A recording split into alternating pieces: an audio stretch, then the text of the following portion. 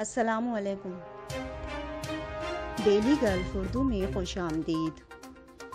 پاکستان کے 131 صفحات کے ڈوزیئر نے ہندوستان کو ہلا کر رکھ دیا۔ تفصیلات کے مطابق پاکستان نے مقبوضہ جموں و کشمیر پر بھارتی وحشیانہ بربریت پر ڈوزیئر جاری کیا تھا۔ پاکستان کے اس جارحانہ سفارتی اقدام کے مثبت نتائج سامنے آنے لگے ہیں۔ ذرائع کا کہنا ہے کہ پاکستان کے 131 صفحات کے جاری کردہ ڈوزیئر نے ہندوستان کو ہلا کر رکھ دیا ہے۔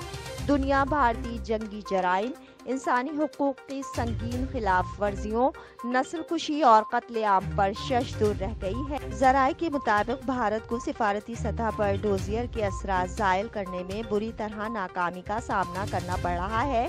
اقوام متحدہ انسانی حقوق کونسل بھی اس ڈوزیئر سے متعلق کئی امور پر متحرک ہو چکا ہے۔ کونسل کے خصوصی نمائندوں نے بھارتی حکومت کو کئی سوال ارسال کر دیے ہیں، تاہم مودی سرکار نے انسانی حقوق کونسل کے کسی سوال کا جواب نہیں دیا۔ ادھر برطانوی ایوان نمائندگان، یورپین پارلیمان، امریکی کانگریس اور متعلقہ کمیٹیوں میں ڈوزیئر کی بازگشت ہے اور اس پر مباحثے کیے جا رہے ہیں۔